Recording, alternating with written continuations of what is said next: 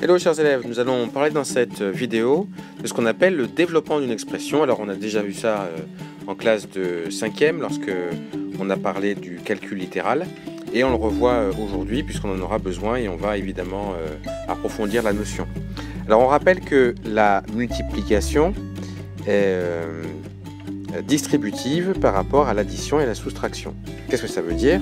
Ça veut dire les formules que vous voyez ici, et qu'on appelle d'ailleurs un développement. Ça c'est le premier aspect. Alors on rappelle ce que ça veut dire développer. Développer une expression, ça signifie transformer un produit en une somme ou une différence. Alors ici j'ai K fois A plus B, et bien on peut dire que c'est égal à K fois A plus K fois B, qu'on peut aussi écrire KA plus KB. Et là vous voyez qu'au départ on avait un produit, on avait un fois, et puis à la fin, à l'arrivée, on a une somme, parce qu'on a un plus. Formule similaire, quand on a K facteur de A moins B, on peut dire que c'est K fois A moins K fois B, c'est égal à KA moins KB. Et là aussi, au départ, on a un produit, un fois, et à la fin, on obtient simplement une différence, avec un moins. Alors, comment appliquer cette propriété de développement dans nos deux exemples? C'est ce qu'on va voir tout de suite. On a 7 facteurs multipliés par 5 plus 2y. Alors on applique la formule de développement qu'on a vu qui est juste au-dessus. Et donc on va faire 7 fois 5 plus 7 encore fois 2y.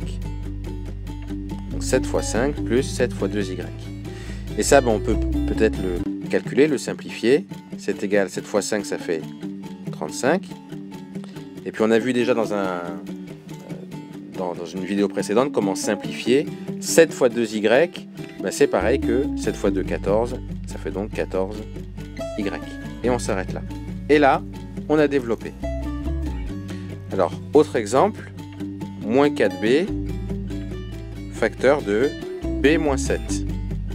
Alors là, il y a des moins, il y a des plus, et c'est ça qui fait la différence avec ce qu'on avait vu l'année précédente. On essaie d'appliquer la formule. C'est quoi le K? C'est quoi le A? C'est quoi le B? Le K, c'est moins 4B. Il y a bien le moins dedans. Le A, ça représente ici le petit b. Et puis le B de notre formule, c'est le 7. Donc on l'applique, et ça va donc donner moins 4b fois b moins, et là il faut faire attention, c'est notre cas, on a dit que c'était moins 4b, donc il faut écrire encore moins 4b fois 7.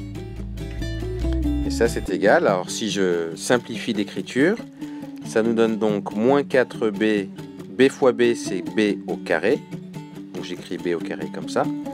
Et puis là vous remarquez qu'on a deux moins l'un à côté de l'autre, donc on peut les transformer en plus, ce qui nous donne plus. Là on peut faire 4 fois 7, donc plus 4 fois 7, 28, donc 28b. Et voilà comment on a simplifié. Alors, il y a aussi une autre possibilité pour calculer ce deuxième exemple-là. C'est en fait de partir du principe que quand on a un signe devant un nombre, eh bien le signe il doit rester devant le nombre. Je m'explique. Ça, j'aurais aussi pu l'écrire. Alors, c'est une autre possibilité, hein, c'est à vous de voir laquelle vous préférez. Ça, j'aurais pu aussi l'écrire moins 4b fois b. Et puis après, je réécris mon moins 4b. Et là, j'aurais pu faire fois moins 7. C'est-à-dire que le signe moins qui se trouvait devant le 7, je le laisse devant le 7. Et je pars du principe que mon moins 4b, je le multiplie par mon moins 7. Vous allez voir, ça donne exactement le même résultat. Hein. Ça donne donc moins 4b au carré. Moins 4 fois moins 7. C'est ce qui a marqué ici. Hein. Moins 4 fois moins 7. Ça fait plus 28. Donc ça me fait plus 28, il me reste mon B, donc plus 28B. Vous voyez que ça donne exactement la même chose. Donc ou vous écrivez en... en respectant parfaitement cette formule-là. C'est-à-dire que là, quand il y a un moins ici, il faut qu'il y ait un moins là. Ou alors, vous écrivez en multipliant simplement celui-ci par celui-là. Et ensuite, celui-ci par tout celui-là, en comptant le moins avec. Dans tous les cas, vous obtiendrez la même chose. À titre personnel, je vous suggère, si vous l'avez bien comprise, la méthode qui est ici. Parce que quand on fera des calculs un peu plus compliqués, c'est celle-ci qui se révélera peut-être la plus simple. Gardez toujours le signe du nombre devant lui, à moins de l'avoir multiplié, à moins d'avoir calculé directement. Donc voilà, je vous laisse écrire ces deux exemples dans votre cahier de cours, donc à ce niveau-là.